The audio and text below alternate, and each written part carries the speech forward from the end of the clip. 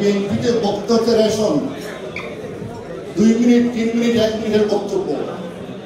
আমরা মনে করি স্বাধীনতা দিবসে আলোচনা সভায় আমাদের বক্তা বেশি হোক বা কম হোক আমাদের কথা বলা দরকার। এই কথা না বলতে বলতে সুন্দর লাগতেছে। আজকে দেখবেন কেমন লাগতেছে বিএনপি ইফতার পার্টি 2025 এটা দোয়া ইফতার পার্টি ভালো লাগছে। রোজার পরে কিন্তু তাদের বক্তব্যের পাল্টা বক্তব্য আমাদের জাতীয় স্থায়ী কমিটি সদস্যদের দিতে হয়, আমাদের আমরা বিশ্বাস করি বিএনপিতে লক্ষ কোটি নেতা সমর্থক কর্মী রয়েছেন, তাদের বক্তব্য জবাব দিতে পারেন। দুর্ভাগ্য হলো আমাদের রেশনের বক্তব্যের কারণে কথা বলার সুযোগ মিলে না। গত বছর আমরা সবাই বক্তব্য দিতে চাই, আজকে একটা ভিন্ন, আজকে হচ্ছে ইফতার মাহফিল। আজকে বাংলাদেশে দুটি শব্দ আমরা জানি অনেকের কাছে নতুন হিসাবে উপস্থাপন করা হয়। বক্তব্যটা কি? নতুন রাজনৈতিক বন্দোবস্ত এবং সংস্কার।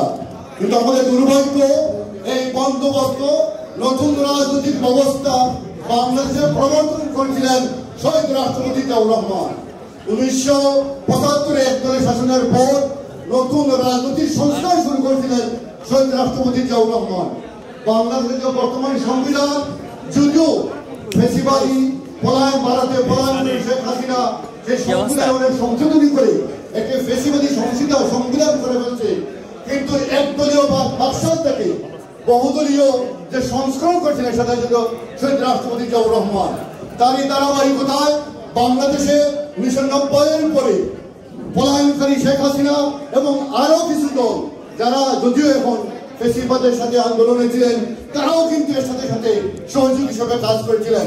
কিন্তু একমাত্র বিএনপি 90-এর পর দেশনেত্রী বেগম খালেদা জিয়ার নেতৃত্বে বাংলাদেশের গণতন্ত্রের অগ্রযাত্রাকে অব্যাহত রাখার স্বার্থে বাংলাদেশে নতুন রাজনৈতিক বন্দোবস্ত এবং সংস্কারের মালিকানা হিসাবে কাজ চালিয়ে চলেছিলেন।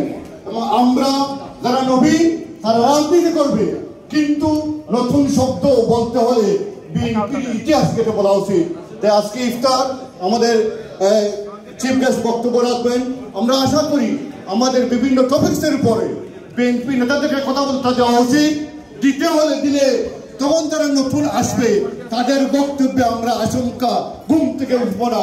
তাই শেষ মুহূর্তে আমি যদি ফারাজ ভাই বলতেছেন, আমরা শুধু একটা কথা বলবো, গতকালকে একটা দিন দেখছেন পাবনাতে এই ফেসিবাদের পলায়ন পরেও পাবনাতে একটা মিটিংয়ে একজন মুক্তিযোদ্ধা বিএনপি সেক্রেটারি উনি বলেছিলেন শেখ হাসিনা ভারতে পলায়ন করেছে, 1971 তার বাবা পাকিস্তানে পালিয়ে গিয়েছিল।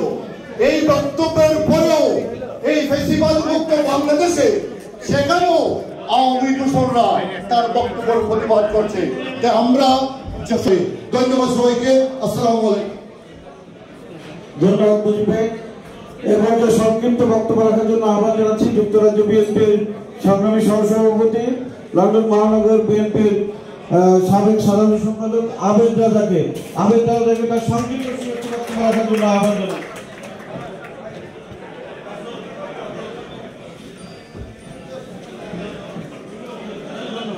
ধন্যবাদ রাজা ভাইকে।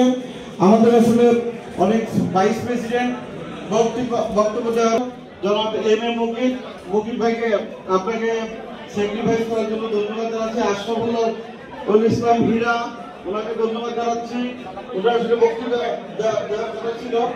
আর আমাদের অনেক মান্যবর অনেক নেতৃত্ব সভাপতি আব্দুল হোসেন